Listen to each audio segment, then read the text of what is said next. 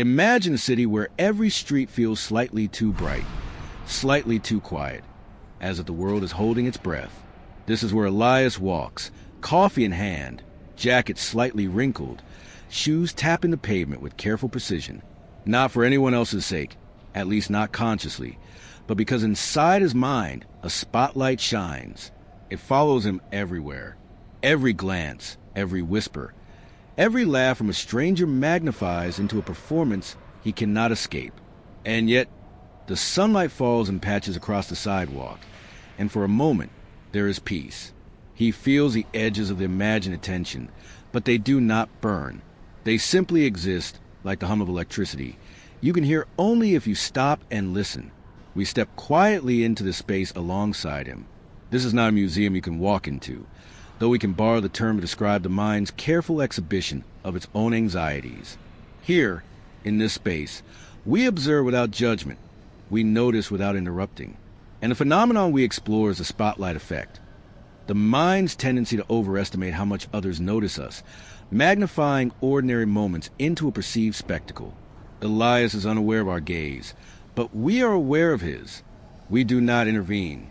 We watch as he navigates a world that feels alive with observation, even when that observation is mostly in his imagination. Elias walks down a bustling street, and the world hums around him. A delivery cyclist swerves past.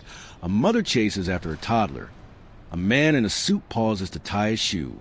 For most people, these are fleeting moments, background noise. For Elias, each action seems weighted, like the universe is holding a magnifying glass just for him. He notices a tiny smudge on a jacket sleeve and immediately imagines dozens of eyes registering it. A passerby glances in his direction. Was it curiosity? Judgment? Amusement? The possibilities spiral endlessly in his mind. He straightens a jacket, smooths the sleeve, rearranges the strap of his bag, as though these tiny corrections could shift reality itself. The city becomes a gallery, each encounter an exhibit of imagined scrutiny. He is actor and audience, trapped in a self-directed performance that never ends. And yet, even as the mental tension coils, there is a strange thrill in the awareness, a fascination with the mind's ability to create an entire audience from nothing. Elias is 32, with a calm voice, quick mind, and a love of small, precise routines. His apartment is neat, books perfectly aligned, coffee mugs lined up like sentinels, and the faint aroma of roasted beans lingering in the air. He thrives in order and predictability, yet finds himself constantly aware of invisible observers. At work, in a sunlit office where papers rustle and keyboards clatter, he moves carefully. He notices the colleague who clears her throat, the one who pauses before speaking, the slight raise of eyebrows during meetings. To Elias, every movement carries significance. He imagines judgment in each glance, and even small mistakes, like a pen rolling off the desk, are amplified under the mind's invisible spotlight. He does not enjoy being observed.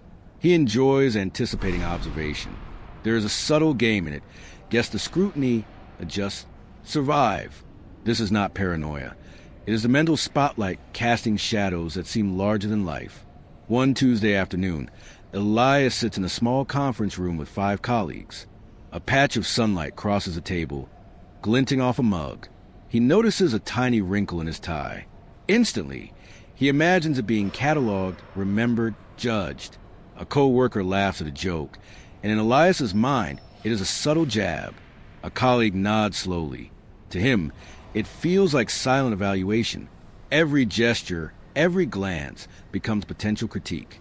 Later, in the hallway, he sees a reflection in the glass door, a shadow of his own movements, and wonders if the janitor, the security guard, or a passing stranger is noting his every step. The fracture grows. The mind spotlight is relentless, turning ordinary actions into perceived exhibitions. Even simple interactions, a greeting, a handshake, a nod, become a stage for imagined scrutiny. The world has not changed. Only Elias's mind has, creating layers of attention that do not exist outside him.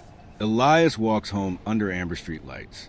Rain has left puddles on the pavement, reflecting the city's glow like tiny, distorted mirrors.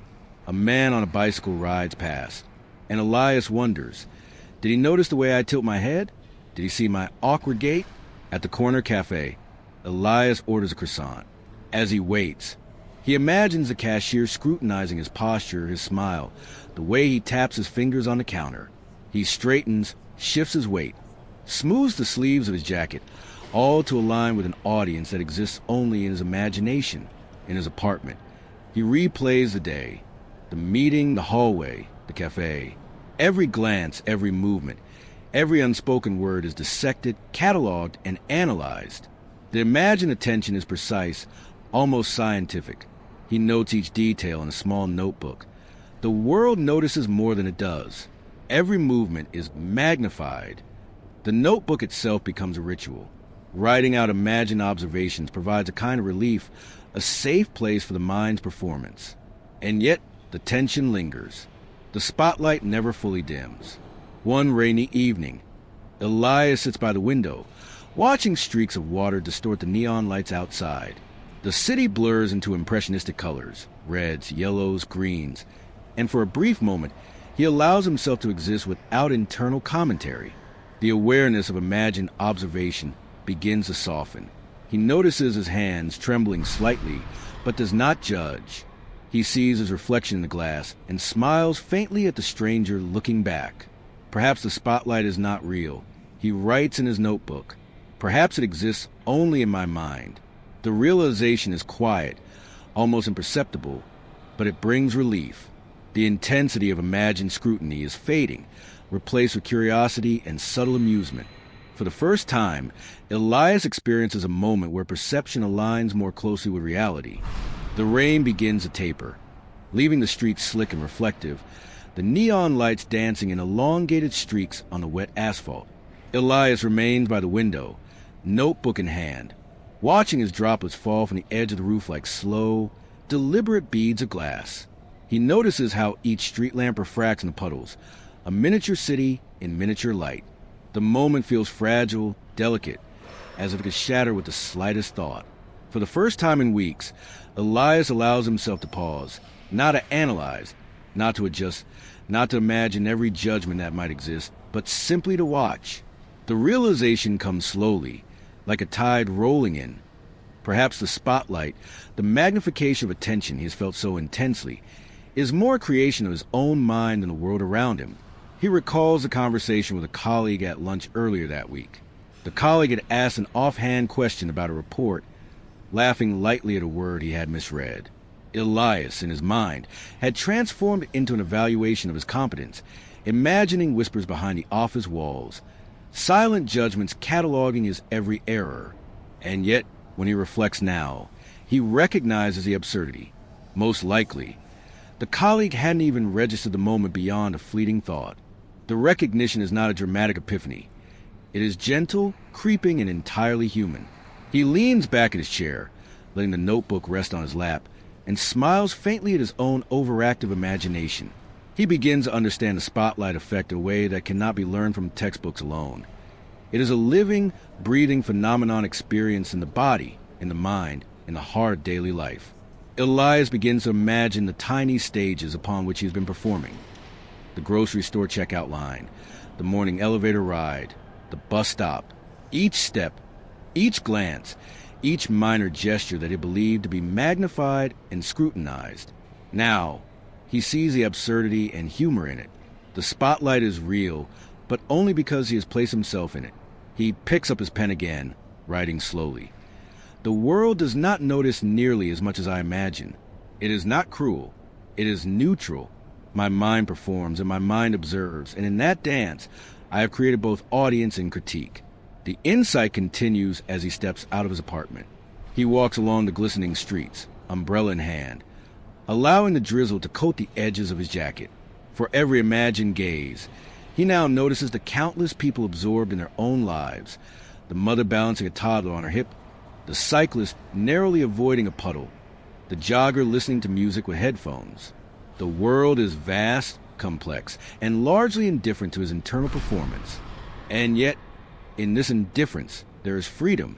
For Elias, understanding that the mind's amplification of attention is a bias, not a fact, feels almost revolutionary. He imagines a vast theater, lights dimming, and realizes that he has been both director and actor, performer and audience. Recognition softens into curiosity, and he wonders, what else have I magnified that has never truly existed outside my mind? At the cafe where he pauses to order a warm chocolate, he notices details he had overlooked before. The barista humming a tune softly, the way the chocolate powder scatters over the whipped cream, the subtle warmth radiating from the ceramic cup into his hands. He smiles to himself because these small, beautiful details had always been there, unnoticed, overshadowed by the self-imposed spotlight. The insight continues into Elias's evening walk home. Streetlights reflect in puddles like tiny, fragile galaxies, and for the first time, he sees himself not as the center of attention, but as one of many small, imperfectly illuminated presences moving through the world. There is humor in it, gentle and human. He chuckles softly at his own internal exaggerations of previous days. By the time he reaches the quiet solitude of his apartment, the shift is palpable. The tension, once so taut, has relaxed into an understanding that attention is mostly imagined, amplified by a mind eager to perform, and rarely accurate in its projection. He sits by the window, notebook open, and allows himself to breathe, truly breathe, free of imagined judgment. Elias sits back in his apartment, the notebook resting on his lap like an anchor. The rain has stopped, leaving the streets below glistening under the soft glow of streetlights. He can hear faint echoes of life outside, a distant siren, footsteps of a late passerby, the hum of a bus fading around the corner. For a moment, he observes the city not as a stage for his own scrutiny, but as a living, breathing organism that is largely indifferent to his presence. He recalls a psychology lecture he once skimmed online about the spotlight effect, first described by Thomas Gilovich and colleagues. The concept had intrigued him at the time, but felt abstract, an idea floating in a textbook, not something tangible. Now he sees it everywhere. Every imagined observation, every self-conscious misstep, every worry about what people think was amplified not by reality, but by his own mind. He recalls an experiment he read about in Journal of Personality and Social Psychology. Participants wore an embarrassing t-shirt and were asked to enter a room with strangers. Most believed that everyone would notice, judge, and remember the shirt. But in reality, very few did. The spotlight effect, as research confirms, inflates our perception of our own visibility. Elias chuckles softly. He realizes he conducted similar mental experiments on himself daily.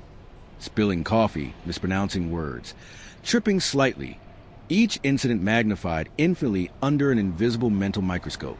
Even more interesting is the way the mind preserves these distortions. Researchers note that the self-centered bias feeds this effect. Our brains naturally assume that others' attention aligns with our internal focus. We experience our thoughts and anxieties as they're projected outward, while the outside world remains largely neutral. Elias sees this in every pedestrian on the streets, every face in a crowded cafe, every colleague in an office meeting. Each person is absorbed in their own narrative, often oblivious to his presence entirely. And yet, it is not a revelation that makes him laugh. It is the humor of human experience. His mind, so eager to construct an audience, had been both cruel and generous in its creativity. It had given him a stage, lights, and critics, all without consulting the real world. He finds amusement in imagining past interactions.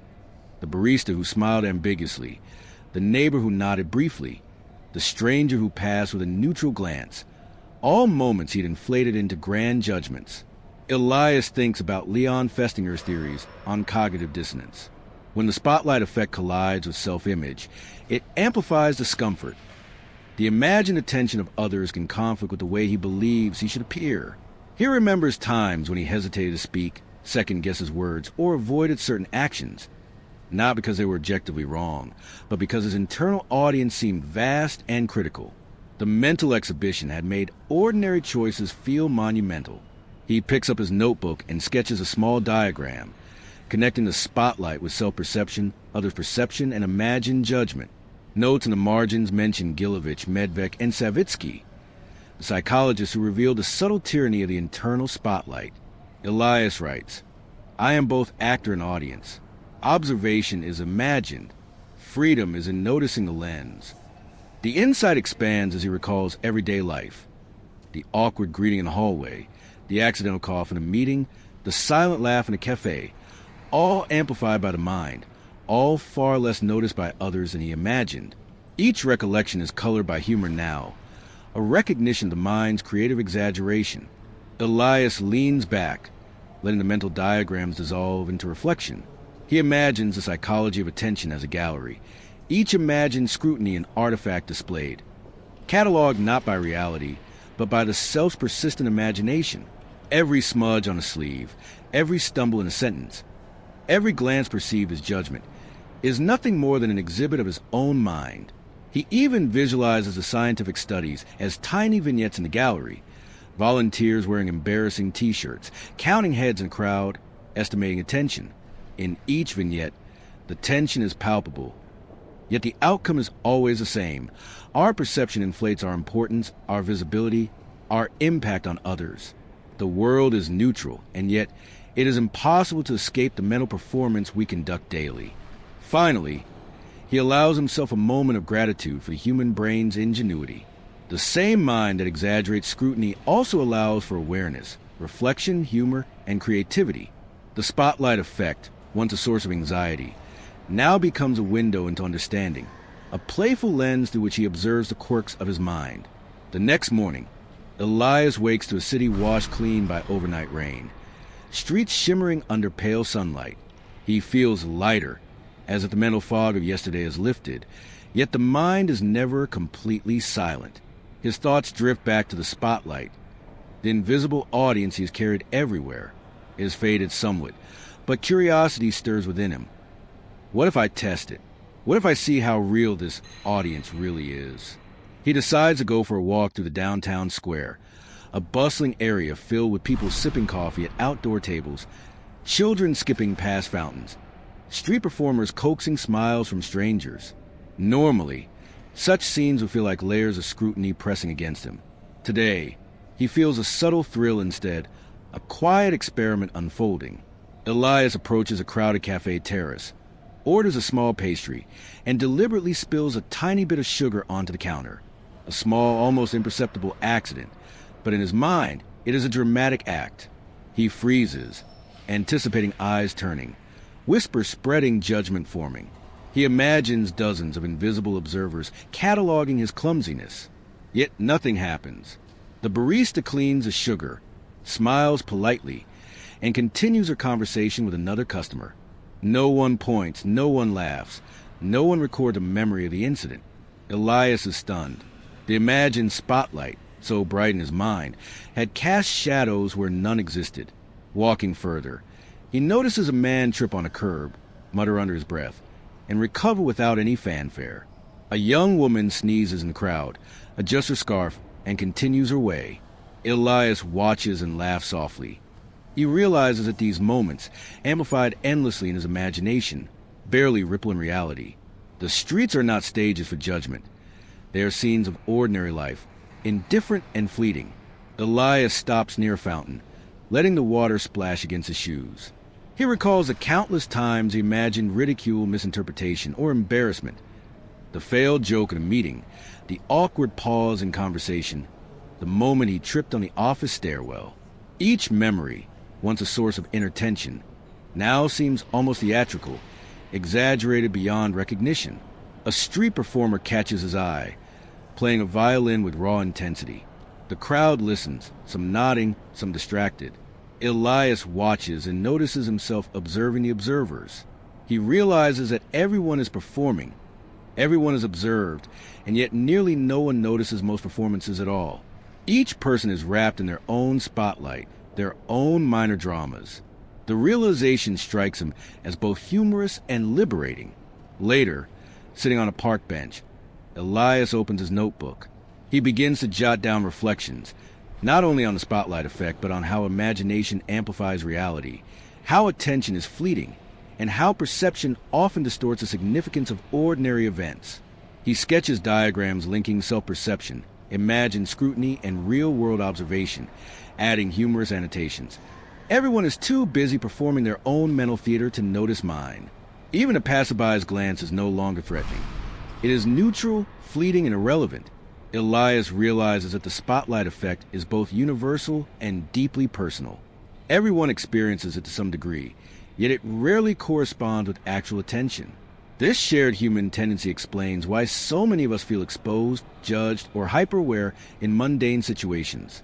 By evening, Elias returns to his apartment, notebook brimming with reflections and sketches. The city hums outside, indifferent and beautiful. He pours a cup of tea and sits by the window, letting the sunlight fall gently across his lap. In the quiet, he finally sees the full arc of his journey. The imagined scrutiny, the self-conscious exaggerations, the mental performance, once overwhelming, have been transformed by insight, humor, and reflection into understanding. Elias closes the notebook and smiles. The spotlight effect, once a source of anxiety, is now a lens of self-awareness, a phenomenon he can observe rather than be trapped by. The streets outside continue, each passerby absorbed in their own lives, each moment fleeting and largely unnoticed. And Elias, now lighter, feels part of the flow without being overwhelmed by imagined attention. Night falls over the city, soft and velvety, the streets bathed in amber light, and the faint hum of distant traffic. Elias returns to his apartment, the weight of the day's realizations settling around him like a warm blanket. He sits by the window, the notebook open, pen resting lightly in his hand. Outside, life continues in its intricate, unobserved rhythms. Footsteps echoing, a car door closing, a dog barking in the distance. Each moment alive yet fleeting, like a scene in a vast theater where no one is truly watching him. He reflects on the journey of the day, the imagined scrutiny, the exaggerated self-consciousness, the countless invisible spotlights he had carried in his mind. The city's indifference has revealed a paradoxical freedom. The very moments he feared would define him have vanished almost entirely from the attention of others.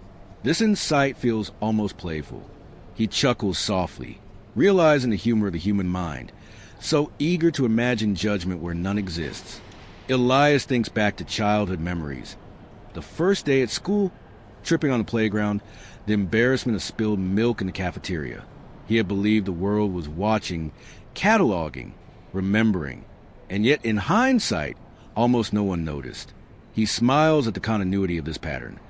The mind has always constructed audiences for him, highlighting ordinary moments with imagined drama. He writes in his notebook, "The spotlight exists, but only because I let it. Others see me less than I imagine, but I see myself far more than I notice." He pauses, tracing the words with his finger, letting their meaning sink in. The spotlight effect is no longer a source of anxiety. It is a lens of self-awareness, a guide to understanding how perception can exaggerate, amplify, and distort the ordinary. In the quiet of his apartment, Elias begins to imagine other lives around him.